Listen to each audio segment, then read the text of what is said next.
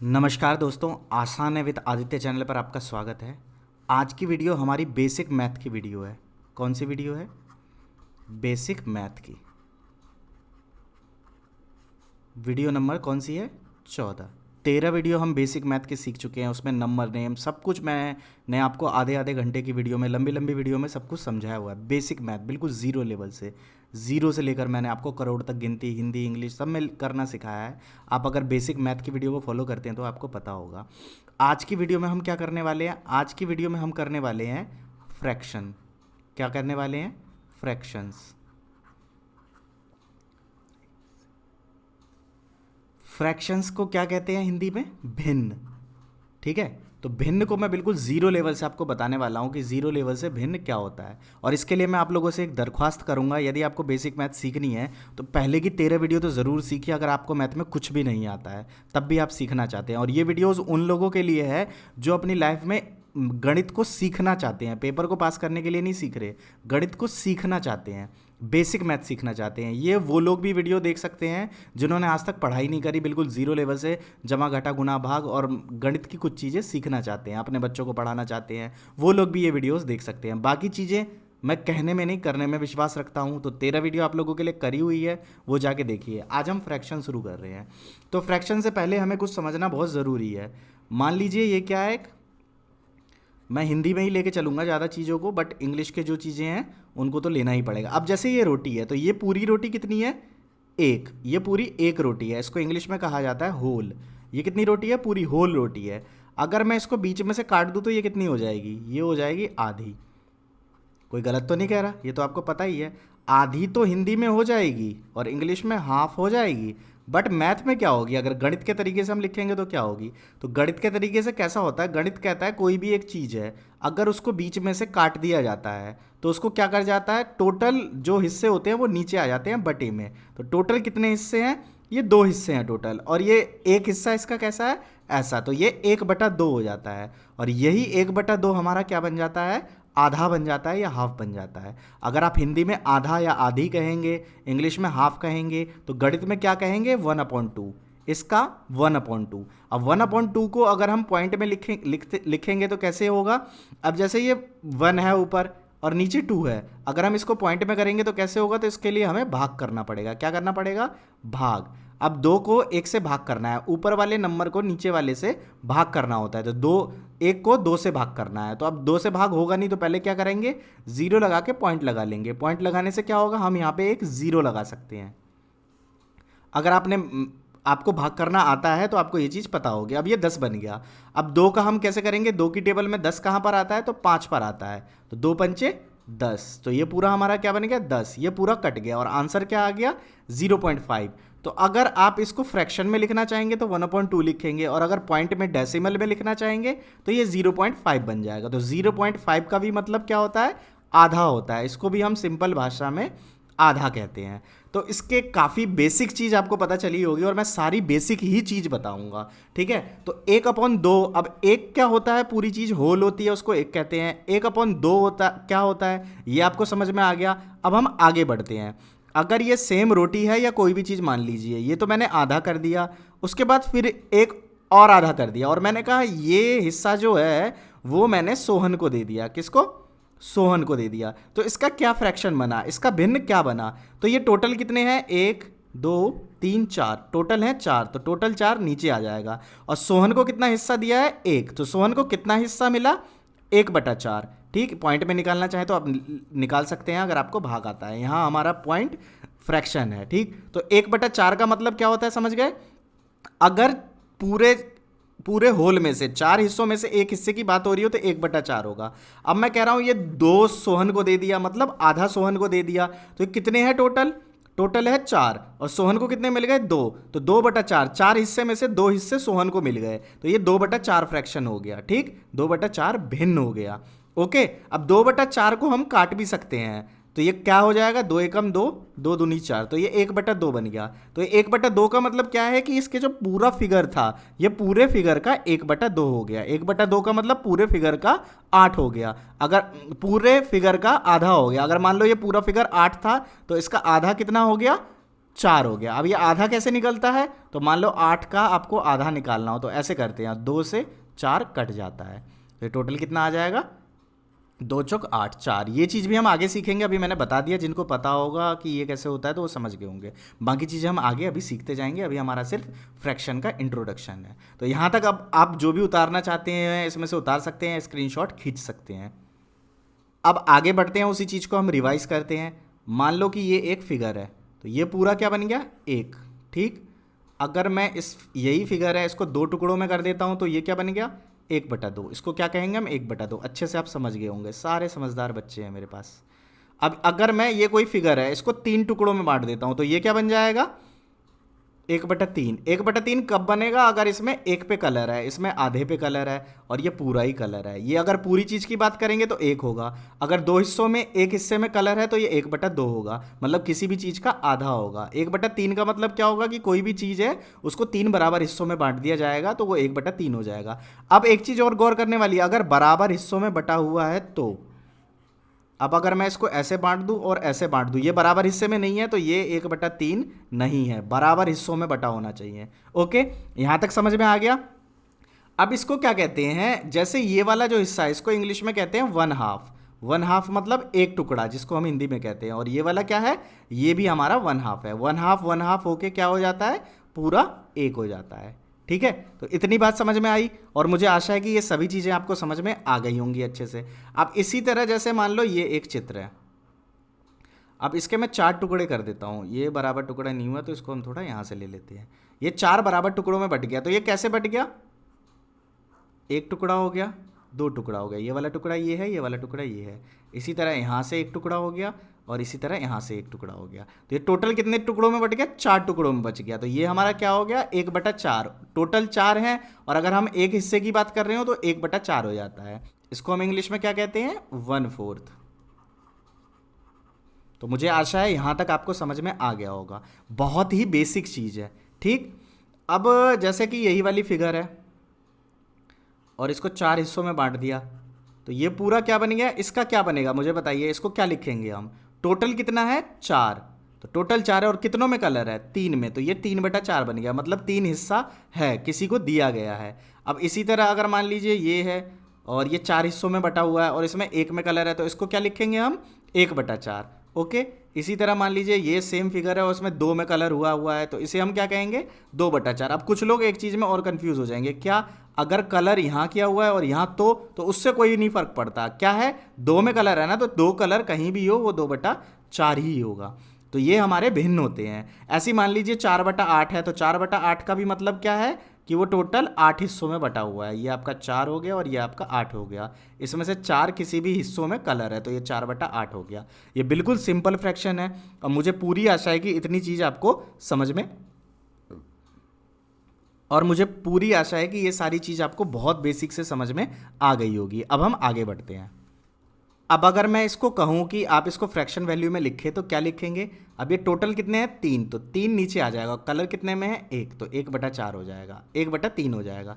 अब ये टोटल कितने हैं, 4, तो 4 टोटल हो जाएगा, कलर कितनों में है, 3 में कलर है तो ये 3/4 हो जाएगा। इसी तरह ये क्या होगा, तो ये एक फिगर मैं आपको दोबारा से बना के दिखा देता हूँ। ये एक ऐसी फिगर है जिसमें एक ट्रायंगल है और ट्रायंगल के 3 बराबर हिस्सों में बटा हुआ है और इसमें एक में कलर है, तो ये टोटल क्या हो जाएगा, 3 टोटल नीचे हो जाएगा और ये 1 हो जाएगा, 1/3। ये सारे हमारे क्या हैं, फ्रैक्शंस हो गए। अब कितने भी छोटे बच्चों के बुक में होता है कि जैसे ये बटा हुआ है और ये 4 हिस्सों में बटा हुआ है तो पूछेगा इसका फ्रैक्शन क्या है, इसका भिन्न क्या है, तो इसका भिन्न क्या होगा, 4 टोटल है और 1 ऊपर है। अब इसी तरह मान लो कोई चित्र दे दिया जाएगा आपको, ठीक, ये पूछा जाएगा। दूसरी तरफ कहा जाएगा कि 2/4 को आप चित्र बना के दिखाओ, तो 2/4 को चित्र बना के कैसे दिखाओगे, 2/4 कह रहा है तो टोटल कितने कर लेंगे, 4 बराबर हिस्सों में कर लेंगे, उसमें किसी भी 2 में कलर कर लेंगे। तो ये इसका इस तरह से हो गया और इसका इस तरह से हो गया। यही हमारा सिंपल फ्रैक्शन है और सिंपल आप कहें हिंदी में तो ये भिन्न है। अब इसके सवालों को कैसे करते हैं ये हम देखते हैं। और एक और क्वेश्चन पूछा जाता है, क्या इस जैसे कि मान लीजिए ये फिगर है, नहीं ऐसे नहीं बनेगा, ये फिगर है, इसको हम बराबर भागों में बांट सकते हैं। अगर बांट सकते हैं तो कैसे कैसे, अगर मैं यहाँ से खींचूं तो ये बराबर बटेगा, तो ये देखना होता है हमें कि कोई भी फिगर बटेगी या नहीं बटेगी। जैसे कि ये अगर मैं इसको बराबर बांटूँ तो कहाँ से खींचूंगा, एक यहाँ से खींचूंगा तो दोनों बराबर हो जाएंगे, एक यहाँ से खींचूंगा तो बराबर हो जाएंगे, एक मैं यहाँ से खींचूँ तो ये दोनों बराबर हो जाएंगे, एक मैं अगर यहाँ से खींचूँ तो ये दोनों बराबर हो जाएंगे। यही इसकी पॉसिबिलिटीज़ है इसको बराबर बांटने में, बराबर बराबर बटे होने चाहिए। और जैसा कि मैंने शुरुआत में ही कहा था कि सारे नंबर्स क्या होने चाहिए, बराबर होने चाहिए। समझ गए? अब जैसे मान लो ये फिगर बनी हुई है, ये फिगर आपको दे दी, ये फिगर हो गई आपकी 1/4 दे दी, और ये कहता है कि इसको 1/4 में रंग भरो। तो क्या आप भर सकते हो? बिल्कुल भर सकते हो, आप इस तरह से कर सकते हो। ठीक है, ये बहुत ही बेसिक था फ्रैक्शन का, जो 5वीं क्लास तक के लिए यूज़ किया जाता है बच्चों को। ठीक, उसके बाद हम इसके कुछ क्वेश्चनों की तरफ बढ़ते हैं। अब जैसे यहाँ हमारे क्वेश्चन क्या बनते हैं देख लेते हैं। Right each of the following, जितने भी हमारे फॉलोइंग में क्वेश्चन है, नीचे क्वेश्चन दिए गए हैं, उनको क्या करना है, इन वर्ड्स में लिखना है। किस में लिखना है? इन वर्ड्स में। ठीक, जैसे 2/5 है तो इसको हम वर्ड में, मतलब एक सेंटेंस में क्या कहेंगे, इसको हम कहेंगे 2। जो ऊपर वाला होता है वो 2 आ जाता है, और नीचे वाला नंबर एथ ट्रम में आता है। एथ ट्रम का मतलब क्या है? 5th 6th 7th या 2nd 1st ऐसे ट्रम में आएगा। ठीक है, तो ये क्या हो जाएगा? 2/5। क्या हो जाएगा? 2/5 हो जाएगा। इसी तरह अगर हम दूसरा क्वेश्चन देखें, मान लीजिए हम दूसरा क्वेश्चन देखते हैं कि 4/6, तो ये क्या हो जाएगा? 4 FOUR 4/6। समझ गए? अब इसी तरह अगर 1/6 है तो ये क्या बन जाएगा? 1 और 6 बन जाएगा। ओके, तो इसी तरह अगर मान लीजिए 5/7 है, 8/9 है, या 2/10 है, या हम कहें 1/3 है, तो इसका क्या बनेगा? इसका क्या बनेगा? 1/3 बनेगा। क्या बनेगा? 1/3। ठीक है, तो इस तरह से सभी शब्दों को आप वाक्य में लिख लेंगे, वर्ड्स में लिख लेंगे इस तरह से। ये आपका क्लियर हो गया। दूसरा क्या क्वेश्चन बनता है कि हमें इस तरह के नंबर दिए होंगे, हमें इस तरह से लिखा हुआ दिया होगा और हमें उनको नंबर में बनाना पड़ेगा। तो ये क्वेश्चन तो समझ आ गया। जैसे हम एक एग्जांपल लेते हैं, मान लीजिए यहाँ लिखा हुआ है 3/4। तो 3/4 कैसे होगा? 3 ऊपर होगा और 4 नीचे। बिल्कुल ईजी है। ठीक है, अब जैसे मान लीजिए एक और क्वेश्चन है, क्या है? 6/11। अगर 6/11 है तो उसको कैसे लिखेंगे? 6/11। तो बहुत ईजी है, मुझे समझ आ रहा है कि आप लोगों को समझ आ चुका है। जैसे मान लीजिए एक और लिखो 2/9। 2/9 कैसे लिखेंगे? अब 2 है तो 2 ऊपर आएगा और 9 नीचे, 2/9 हो गया। तो बहुत ही बेसिक बेसिक ही चीज़ें हैं, और मुझे पूरी आशा है कि आपको सभी चीज़ें अच्छे से समझ आ गई होगी। अब एक इंपॉर्टेंट टॉपिक के आगे हम और बढ़ते हैं। अब अगला टर्म है हमारा न्यूमिनेटर और डिनोमिनेटर। मैं शायद इसको सही से प्रोनाउंस नहीं करता। न्यूमिनेटर और डिनोमिनेटर क्या होता है? हम अभी से पढ़ते हुए आ रहे हैं कि 1/4, 2/6 या 3/9, इसमें इनके भी कुछ नाम होते हैं। क्या नाम होते हैं? ऊपर वाले को हम न्यूमिनेटर कहते हैं, नीचे वाले को डिनोमिनेटर। हमेशा जो ऊपर वाला नंबर होता है वो हमारा न्यूमिनेटर होता है, और नीचे वाला हमारा डिनोमिनेटर होता है। इसको हिंदी में कहते हैं अंश। क्या कहते हैं? अंश। और नीचे वाले को कहते हैं हर। ऊपर वाला अंश है, नीचे वाला हर। इसमें अगर मैं पूछूं कि हर कौन सा है, तो हर कौन सा है बताइए? हर का मतलब डिनोमिनेटर। डिनोमिनेटर हमारा क्या है? 6। अगर मैं इसमें पूछूं अंश क्या है, तो अंश क्या है हमारा? 3 है ना। अंश को क्या कहते हैं? न्यूमिनेटर। ठीक है, मैं सही से इसको प्रोनाउंस नहीं कर पाता।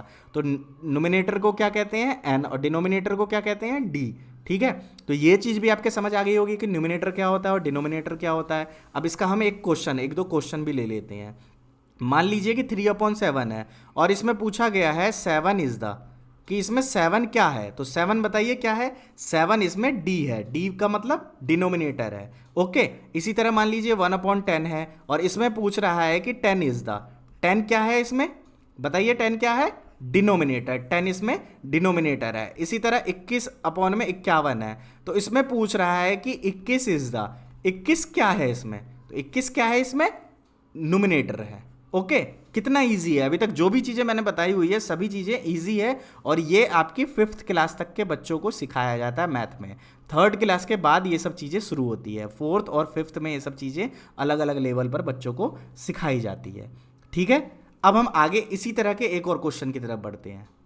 अब जैसे हमारे पास एक क्वेश्चन है कि d = 7 है और n = 2 है, तो इसका फ्रैक्शन बताइए कि क्या होगा। क्या पूछा है? इसका फ्रैक्शन क्या होगा, तो बताइए क्या होगा। ऊपर कौन सा आएगा? अभी सीखा हमने, ऊपर क्या आएगा 2, और डिनोमिनेटर हमारा 7 है तो 7 आएगा। इसी तरह अगर हमें अगला क्वेश्चन दिया हुआ है n बराबर 9 दिया हुआ है और d बराबर हमें 21 दिया हुआ है, तो क्या बनेगा हमारा 9/21। तो इसमें याद क्या रखना है कि न्यूमरेटर हमेशा ऊपर आता है और डिनोमिनेटर हमेशा नीचे आता है। अब जैसे एक और क्वेश्चन ले लूँ, डिनोमिनेटर हमें दिया हुआ है 10 और न्यूमरेटर हमें दिया हुआ है 7, तो इसका बताइए फाइनल क्या आएगा, क्या फ्रैक्शन बनेगा इसका, कैसा फ्रैक्शन बनेगा, 7/10। अगर हम इसकी फिगर के वाइज जो हमने पहले सीखी थी, अगर हम फिगर के हिसाब से बनाएंगे तो कैसे आएगा, इसको 10 बराबर भागों में बांट लिया जाएगा और उसमें से क्या कह रहा है 7 में कलर करना है। तो 5 तो ऊपर के कलर हो गए, छठा ये और 7वां ये इसका क्या बन गया, ये इसका क्या कहते हैं, इसका चित्र बन गया ये इसका, ठीक है, ये इसकी आकृति बन गई। तो मुझे आशा है कि ये फ्रैक्शन की इतनी सारी चीज़ें आपको अच्छे से समझ में आ गई होगी और आप एक बेहतर तरीके से फ्रैक्शन को सीख पाए होंगे, बिल्कुल ही ज़ीरो लेवल से। और मैथ जो है वो हमारे देश में बहुत बड़ी समस्या है, चाहे इंग्लिश हो या मैथ हो, दोनों हमारे देश में बहुत बड़ी समस्या है। तो इन दोनों चीज़ों को मैं अपने हिसाब से जितना कर सकता हूँ उतना करने की कोशिश कर रहा हूँ, आसान करने की कोशिश कर रहा हूँ उन लोगों के लिए जिनके लिए कोई भी करने को राज़ी नहीं है और बिल्कुल ज़ीरो लेवल से जो नहीं दे पाते हैं। तो मेरी यही कोशिश है, मैं बच्चों को पढ़ाता हूँ और ये प्रॉब्लम्स देखता हूँ बहुत सारे बच्चों को आती है, तो मैं कोशिश करूँगा समय के साथ साथ ये सब चीज़ें आपको कराता रहूँ और बेहतर तरीके से आपको मैथ और इंग्लिश में बेहतर करता रहूँ।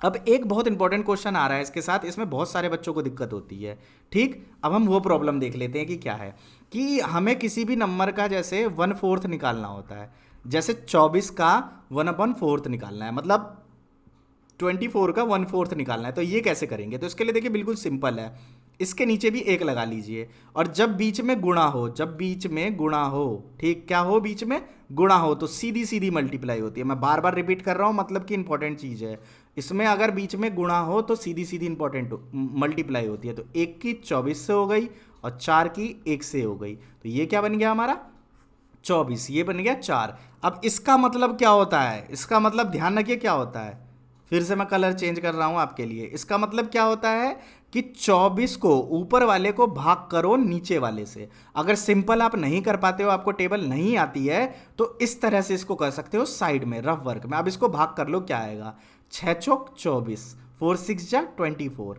अब ये 24 कट के आ गया 6, तो इस पूरे का आंसर क्या आ गया 6। ओके, कैसे 6, अब ये 24/4 था, इसको काट के ये क्या आ गया 6, मतलब भाग करके क्या आ गया 6। अब 6/1 आएगा। अगर किसी नंबर के नीचे 1 हो तो ज़रूरी नहीं है वो 1 लिखना, सीधा हम उसको 6 लिख सकते हैं। लेकिन अगर 1/6 हो तो हम 1 को गायब नहीं कर सकते, हमें 1/6 ही लिखना पड़ेगा, 1/10 ही लिखना पड़ेगा, 1/100 ही लिखना पड़ेगा। 1/0 हो तो इसको हम 1 लिख सकते हैं, ठीक है। अगर 24/1 हो तो उसको क्या लिख सकते हैं हम, 0, है ना, नहीं 24 ऊपर वाला ही लिख सकते हैं, ठीक है। तो कंफ्यूज नहीं होना, इन सभी चीज़ों को याद रखना है। अब हम इस तरह के कुछ और क्वेश्चंस, कुछ और सम्स देखते हैं।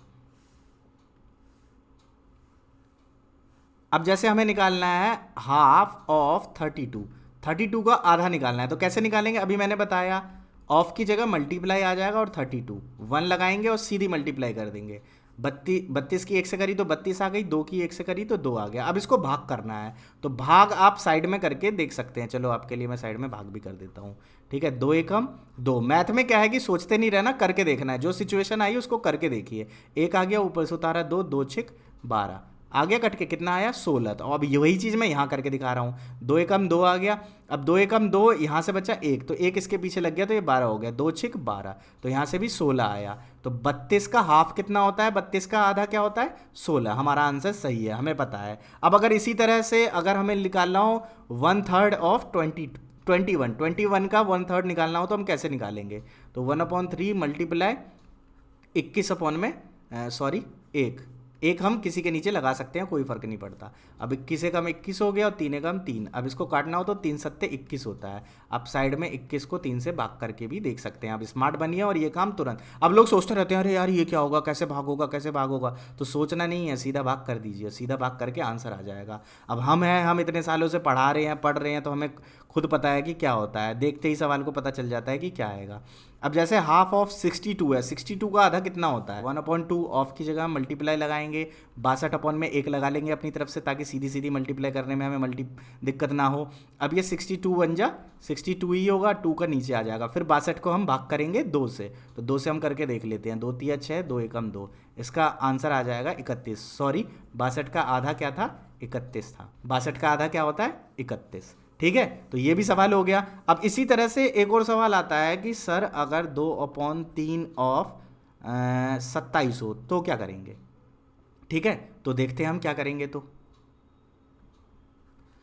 अब जैसे ऐसे नंबर हो तो क्या करेंगे, 2/3 मल्टीप्लाई 27 अपॉन में 1, तो पहले इसकी मल्टीप्लाई करनी पड़ेगी ऊपर वाले की, 2 की मल्टीप्लाई 27 से और अपॉन में 3। ठीक है, ऊपर वाले की ऊपर से, नीचे वाला नीचे की, तो 7 दूनी हो गए 14 और 2 दूनी 4 और 1 5। ठीक है, ये हो गया 54 और ये हो गया 3। अब इसको भाग करके देखना पड़ेगा, 54 को 3 से भाग करेंगे, 3 एकम 3 बच गए 2, 24, 3 अट्ठे 24 और 18 तिया 54 होते हैं, वो हमें पहले से पता है। तो 3 एकम 3 और 3 एकम 3 बच गए यहाँ पे 2, तो 24 लग गया, 3 अट्ठे 24। भाग करना भी मैंने पहले सिखा रखा है, तो ये 18 आ गया। 27 का 2/3 क्या होता है, ये होता है हमारा 18। तो मुझे आशा है ये भी आपको अच्छे से समझ में आ गया होगा। अब एक सवाल मैं और कर देता हूं, अगर यहाँ पे 1/3 ऑफ 33 हो तो क्या करेंगे, 1/3 मल्टीप्लाई 33। अब फिर वही बात, 1 लगाएंगे, सीधा मल्टीप्लाई करेंगे, 33 एकम 33 हो गया, यहाँ 3 हो गया। अब 3 एकम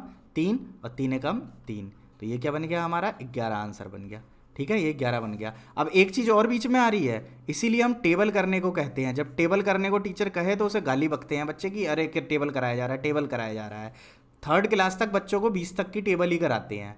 ठीक है, और 4th क्लास से उसका यूज़ शुरू होता है, जब एलसीएम लेने होते हैं, जब एलसीएफ लेने होते हैं, जब एचसीएफ करना होता है, जब मल्टीपल निकालने होते हैं, जब ये सब चीज़ें करनी होती है तब याद आती है बच्चों को। और तब जिनकी टेबल अच्छी नहीं होती उन लोगों को बहुत दिक्कत होती है। जैसे इसको सिंपलेस्ट फॉर्म में बनाने के लिए भी आता है, क्या आता है कि इसको सिंपलेस्ट फॉर्म में लिखो। तो सिंपलेस्ट फॉर्म का मतलब क्या है, अगर ये एक ही टेबल से दोनों कट रहे हो तो इनको काट दो। अब जैसे 9 के 54 मतलब 9 6 जा 54 कटता है, तो 9 6 जा 54, तो इसका सीधा 6 आ जाता है। और इसको लिखने का तरीका क्या है, अगर ये दोनों एक ही से कट रहे हो तो कैसे करते हैं हम इसे, ये है तो इसको भाग करके लिखते हैं। 9 से ये भी जा रहा है, और इसकी शर्त क्या होती है कि ये एक ही नंबर से कटा होना चाहिए। ठीक है, अब जैसे मैं यहाँ लिख दूँ 27 और 25, तो ये दोनों ऐसी संख्याएं हैं जो एक ही नंबर से नहीं कटते। ये 3 से कट सकता है, ये 5 से कट सकता है, लेकिन ये दोनों एक ही नंबर से नहीं कट सकते। तो कटते सिंपलेस्ट फॉर्म कब होते हैं, जब दोनों जगह सेम ही नंबर से डिवाइड हो रहे हो। तो मुझे आशा है आप लोग काफ़ी चीज़ें सीखे होंगे जो बेसिक लर्नर है और मेरी वीडियो देख रहे हैं। तो ये क्या होता है, 9 की अगर 54 को 9 से भाग करेंगे तो क्या आएगा 6, और 9 को 9 1 से करेंगे तो क्या आएगा 1। तो मैंने आपको बताया कि अगर नीचे 1 हो तो वो लगाना ज़रूरी नहीं होता है, और वही फाइनल आंसर हो जाता है।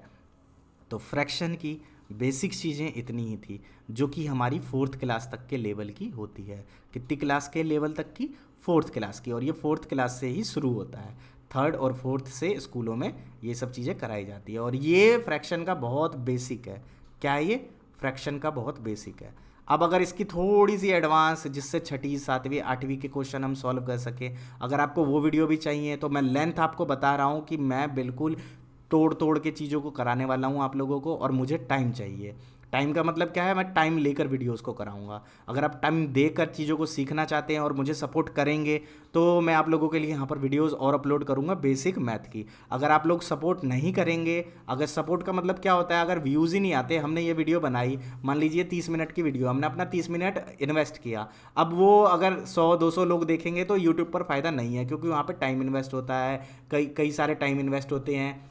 अब हम इसकी जगह हम ऐसे वीडियोस बनाएंगे जो ज़्यादा लोग पसंद करेंगे, तो हमें पता नहीं है लोगों की पसंद क्या है, बट अच्छे सही मायनों में हमें इन चीज़ों को ही कराना चाहिए, बेसिक से कराना चाहिए। अगर कोई कमज़ोर है तो उनके लिए वीडियोस बनानी चाहिए, बट उनके वीडियोस लोग देखते नहीं हैं। अब देखते नहीं हैं तो हमारे जैसे लोग कमाई नहीं कर पाते। अब कमाई नहीं करेंगे तो हम इन्हीं चीज़ों की वीडियो कैसे अपलोड करेंगे। अब मेरा ये मानना है कि ये सब चीज़ें आप समझते होंगे, तो अगर आप वीडियोज़ पर व्यूज़ देंगे तो शायद इन चीज़ों को भी मैं रेगुलर कर पाऊंगा। आपको पता है मेरी इंग्लिश की वीडियोस पर भी ज़्यादा व्यूज़ नहीं आते। अब मैं ज़्यादा नहीं कह रहा हूँ, अगर 15 से 20 हज़ार लोग भी मेरी वीडियो देखेंगे या कम से कम 10,000 लोग भी मेरी वीडियो देखेंगे तो मैं उस टॉपिक का अगला ज़रूर दूंगा, अगला वीडियो। और अगर आप लोग इस तरह से सपोर्ट दिखाते रहेंगे, 10,000 20,000 30,000 व्यूज़ देते रहेंगे तो लगातार मेरे चैनल पर वीडियोज़ आती रहेंगी, जो भी चीज़ें चल रही होंगी।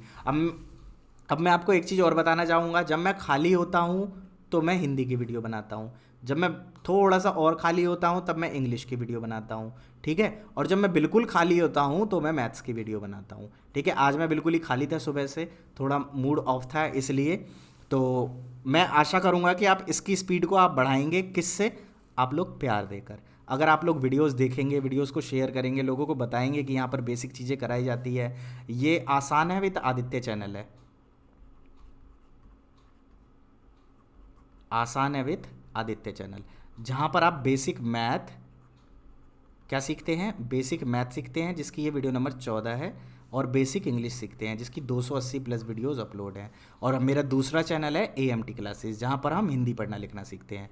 सारी चीज़ों पर मैं क्या कराता हूँ, सिर्फ बेसिक कराता हूँ, हिंदी पढ़ना लिखना, इंग्लिश पढ़ना लिखना और बेसिक मैथ को ज़ीरो लेवल से, तीनों चीज़ें मैं ज़ीरो लेवल से कराता हूँ। और पिछले 4 साल से इस यूट्यूब पर कराते हुए आ रहा हूँ। 700 से ज़्यादा वीडियोस मेरी यूट्यूब पर अपलोड हैं, और उसमें से 100 के लगभग पॉपुलर वीडियोस हैं जिन पे 1 लाख व्यूज़ हों या 50,000 व्यूज़ हों। कई सारी वीडियोज़ हैं, कुछ वीडियोज़ मेरी मिलियंस में भी हैं। तो बस जिन चीज़ों पर लोगों ने प्यार दिया है उस वही चीज़ आगे बढ़ती है यूट्यूब पे। अगर आप किसी, मैं अपने क्रिएटर नहीं, खुद की बात नहीं कर रहा, किसी की भी, अगर आप लोग उस चैनल को प्यार नहीं दिखाएंगे, अगर व्यूज़ नहीं देंगे तो वो चैनल कभी ज़्यादा आगे तक नहीं जा पाएगा। तो आप सभी चीज़ें देखते हैं यूट्यूब पर, जिन चीज़ों को लोग ज़्यादा देखते हैं वो चीज़ें ज़्यादा अपलोड होती हैं, जिन चीज़ों को लोग कम देखते हैं वो कम अपलोड होती हैं। तो मैं यही आशा करूंगा मेरे साथ आप लोग भी मेहनत करिए और अच्छे से basic Hindi, basic English, basic math पढ़ना लिखना सीखिए। आगे अगर आप लोगों का सपोर्ट रहा दोनों चैनलों पर तो मैं सभी चीज़ों की स्पीड बढ़ाने की कोशिश करूंगा और टीम बनाने की भी कोशिश करूंगा कि लोगों को रख के और जल्दी जल्दी वीडियोज़ बनाए जाएँ, और जो मेरे दिमाग में है वो आप तक पहुँच सके वीडियोज़ के माध्यम से। और जो जितना मैं कर सकता हूँ आप लोगों के लिए उतना मैं करूँ, ठीक है। तो मैंने अपने खाली टाइम का बेस्ट इस्तेमाल किया आप लोगों को ये सिखाकर, ठीक है। तो इसके साथ मैं आप लोगों के अच्छे स्वास्थ्य की कामना करूंगा, और मैं ये आप लोगों से चाहूँगा कि ये जो मैंने आप लोगों को टाइम दिया इसका सही इस्तेमाल करेंगे, चीज़ें सीखेंगे, और जितना भी मैंने इसमें सिखाया है भले ही बहुत छोटी सी चीज़ हो, इतनी ही चीज़ आप अपने आसपास में सिखाने की कोशिश करेंगे। चाहे वो आपके घर में छोटा बच्चा हो, चाहे आपका भांजा हो, चाहे आपकी भतीजी हो, या चाहे आपकी मम्मी हो, या चाहे आपकी चाची हो, जिसको आप सिखा सकें उसको सिखाइए और आगे बढ़ने को प्रेरित करिए।